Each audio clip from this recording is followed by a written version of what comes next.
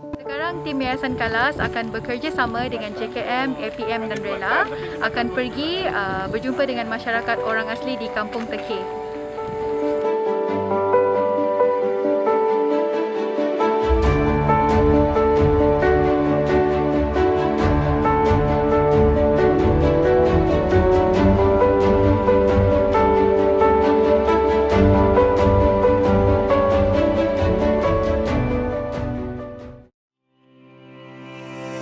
Yayasan ini ditubuhkan pada Mac 2019 yang mana diinspirasikan oleh kisah hidup I sendiri dengan my father. Okey, waktu kecil-kecil I selalu ikut my father pergi hantar makanan tau. My father ni dulu dia askar.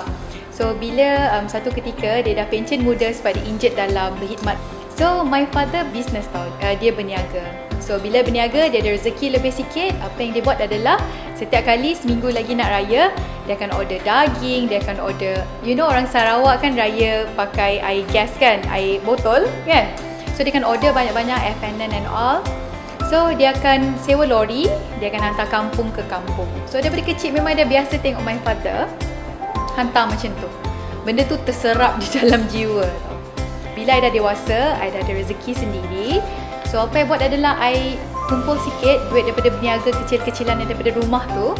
I start letak 30% daripada income I dah nekat lah setiap kali I dapat apa-apa income 30% I akan guna untuk bantu orang. Dan I dah biasa dengan benda tu. So I start lah macam balik kampung my father ke my mother, I akan beli sedikit beras, gula, minyak, sabun, keperluan asas kan. I akan hantar rumah ke rumah. So dah jadi kebiasaan. Bila I dah start mula berniaga juga melalui Kalas Inspired Sendirian Berhad, I dah start ada income yang lebih sikit. I dengan tim-tim I, kita kumpul duit juga melalui Kalas Inspired Sendirian Berhad. Kami kumpul duit kami, kita start buat skala yang macam kita pergi ke kampung orang lain juga instead of kampung kita sendiri kan. So kita hantar makanan and all that.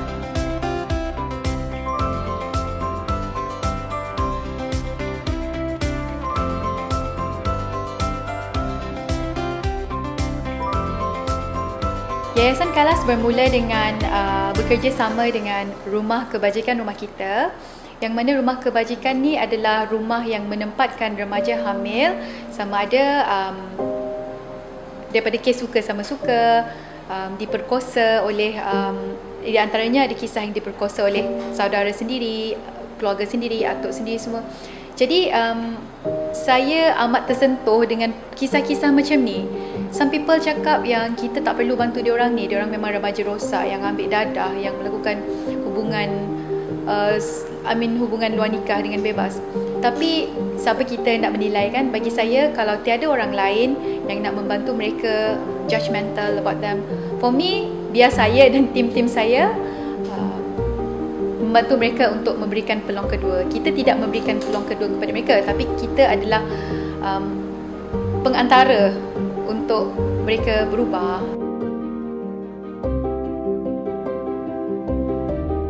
Yayasan Kalas membantu masyarakat yang kurang bernasib baik pada musim PKP ni dengan cara yang betul lah. Kami mengikut SOP yang dikeluarkan oleh MKN, yang mana kami bekerjasama dengan JKM, APM dan juga Rela. Setiap kali kami pergi menghantar bantuan makanan, kami akan dieskort oleh JKM, APM dan juga Rela. Kami akan mengikutlah SOP yang mereka tetapkan, yang mana semua tim kami akan memakai sarung tangan, pakai mask. Kami cuba menjadi yang terbaik lah mengikut SOP mereka. Jadi Alhamdulillah, tim Yayasan Kalas memang sangat produktif dan juga berdisiplin, memudahkan semua urusan kami.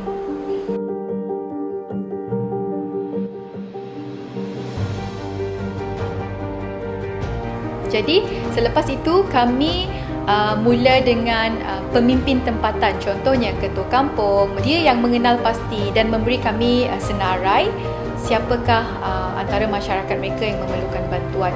Jadi kami ada list, kerana JKM punya undang-undang adalah kalau kami nak menghantar bantuan, kami kena bagi mereka list.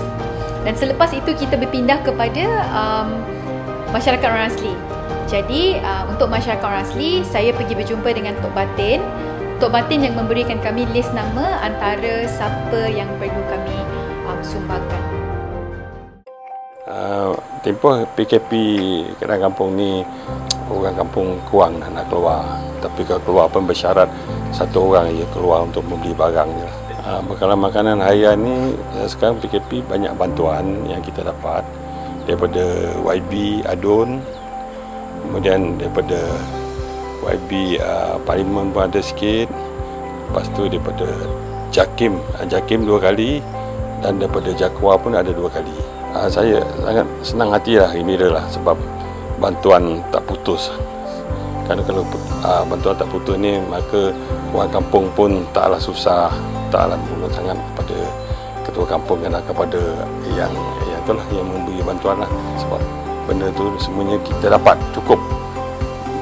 Maka jumlah kampung ini pun tiap-tiap ahli keluarga semuanya dapat. Itu masa untuk persediaan puasa ni, kita sini ada Jakim, dia akan bantulah kepada masyarakat yang memeluk agama Islam buka puasa ni. Kemudian dia raya esok, dia ada bagi bantuan lah.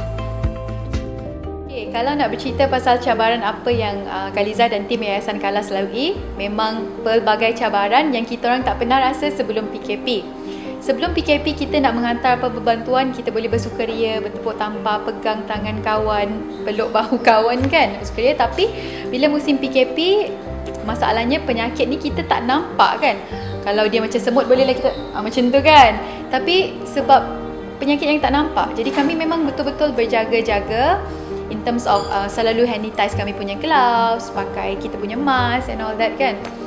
Dan cabaran lain yang kita hadapi adalah kita kena tulis surat kepada pihak polis, kita kena tulis surat kepada JKM and all that. Kita memang tak boleh langgar SOP. Okey, cabaran yang kami hadapi ketika kami menghantar bantuan makanan asas kepada masyarakat. Pada suatu hari tu kami pergi ke kampung orang India, masyarakat India. Jadi kami bawa 100 beg, rasanya terlebih muatan lah kot kan, masuk ke dalam Hilux. Tiba-tiba dalam perjalanan tayar pecah. Bayangkan macam mana kami nak hadapi situasi tu dengan tak ada kedai yang buka.